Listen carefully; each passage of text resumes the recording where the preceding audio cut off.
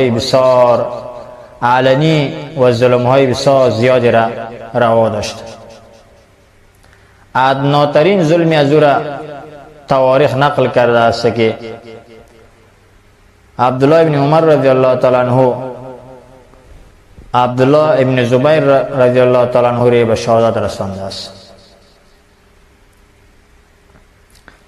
در حرم مکه اقدر خونریزی های زیاد کرده است.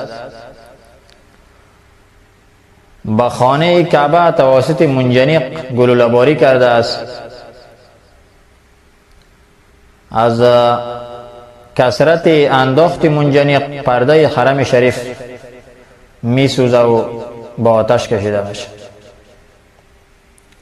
از همه خطرناکتر ظلمی از او که است که او بزرگی را به شهادت رسانده است که سعید ابن جبیر رضی الله تعالی عنه است. یکی از جمله شاگردهای ارشد ابن عباس رضی الله تعالی عنه است.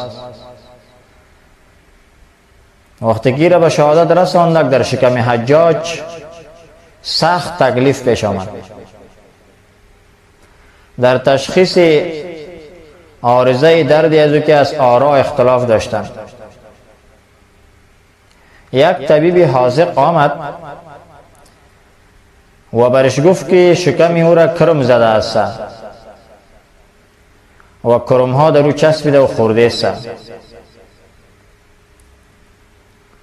وی طبیب چی کار کرد؟ در یک تاری پارچه گوشتی را بسته کرد و در حلق حجاج پایین کرد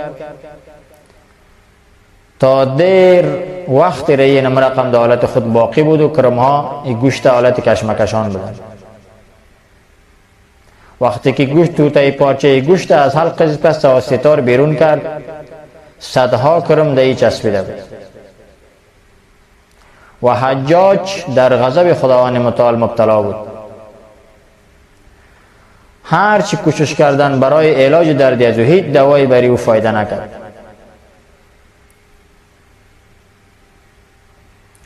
حالت از او را نقل میکنن که زمانی که میگن نزدیک از او آتش افروخته میشد یک نوع سکون به او حاصل میشد.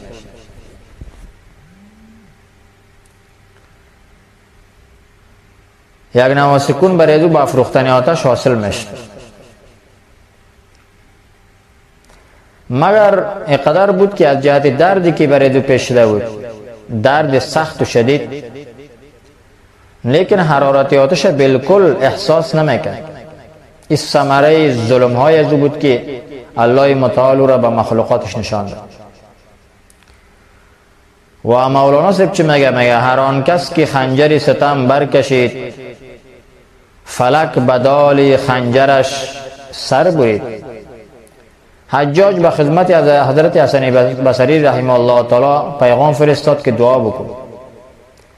حسن بصری رحمه الله در پاسخ جواب داد که من خب منع کرده بودم که اولیاء الله خداوند سادات را نرنجان، لیکن تو منع نشدی، پس این ثمره امو است که الله متعال را گرفتار کرده است.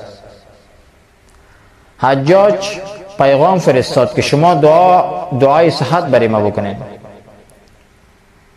می را هم آرزو ندارم که شما دعا کنید که فوراً من صحتیاب شم، بلکه شما دعا بکنید که مرگ برای من بیاید تا از این عذاب که از من نجات پیدا بکنم. حسن بصری رحمت الله علیه این را شنید بسیار گریان کرد.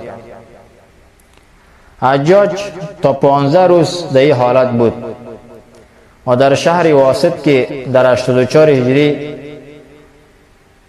او شهر آباد گردیده بود. در عمر 54 سالگی در 95 هجری که است حجاج مرد و از بین رفت. وقتی که زمانی که کیفیت مردن او به حضرت حسن بصری رحمت الله علیه میرسه، حسن بصری رحمت الله علیه که سجده شکر به درگاه خداوند متعال ادا میکنه، باز قبر زیر مردم برابر زمین هموار کردن. بعد از دفنش و آب اله کردن تا ای که قبر ازی بی خود در روی زمین معلوم نشه و هیچ نشانه و آثاری از قبر ازی باقی نمانه که کسی انگشت اشاره نکنه که قبر حجاج فلانی است. این ثمره ظلم و ستم حجاج ابن یوسف ثقفی بود که در درس امروزی ما و شما خواندیم. خداوند متعال برای تمامی ما و شما توفیق بیشتری و مزید نصیب بگرداند تا دست ما، زبان ما، چشم ما، اندام ما، جسم ما که از ظلم و از مردم آزاری، از حرام و چشم چرانی های نامحرمان و اجنبیان، خداوند متعال ما و شما را در حفظ امان نگه دارد. سبحانك اللهم وبحمدك نستغفرك ونتوب إليك ونشهد أن لا إله إلا الله وحده لا شريك له له الملك وله الحمد وهو على كل شيء قدير برحمتك يا أرحم الراحمين.